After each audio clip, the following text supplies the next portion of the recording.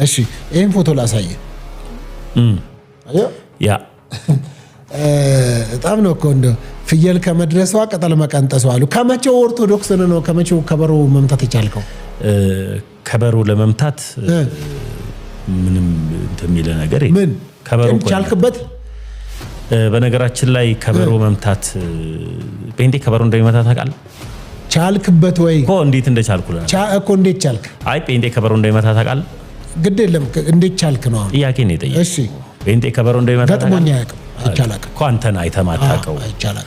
እኔ ደግሞ ይሄ ከበሮኛ ቸርች ነበር እና እዛ ቸርች ውስጥ እኔ ራሴ እመታለሁ። ለምሳሌ አክል ገጥሞ ማያውቅ ከሆነ ነብይ ዘነበን ታውቀዋለህ ብዬ አስባለሁ።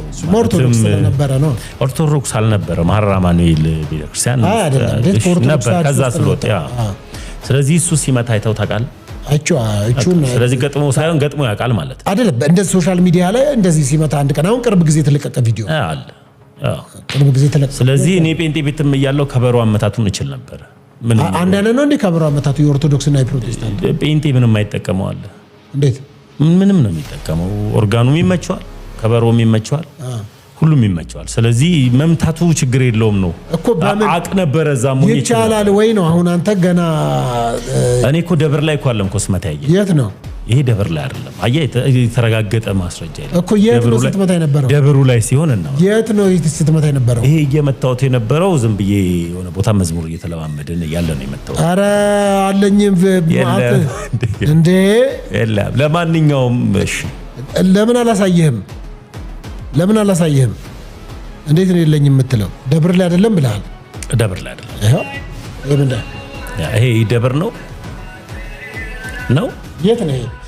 ሎዛ ማርያም የሚባለው ጎንደር ላይ አይደል? ደብር አይደለም ያ እኮ። ቆይ የት ነው ታዲያ? ቆይ ልመልስልህ። ቆይ ነው ቆይ ሳይሆን ይሄው ሎዛ ማርያም መዝሙሩ ስትሰማው እና ይሄ ሐሳቡን ስታውቀው አይደለም እኮ ስለ አይደለም እኔ ነኝ አይደል ጉዳዩ ባለቤት።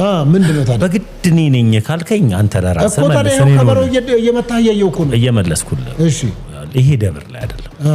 የት ነው ታዲያ? ምን ይሄ ማለት ታቦቱ ውጭ ወጥቶ እየዘመርን ያለን ነው። ታቦቱ ላይ ደግሞ ውጭ ወጥቶ ደግሞ ማንኛውም ምእመን እየዘመረ ታቦቱን መሸኘት ይችላል።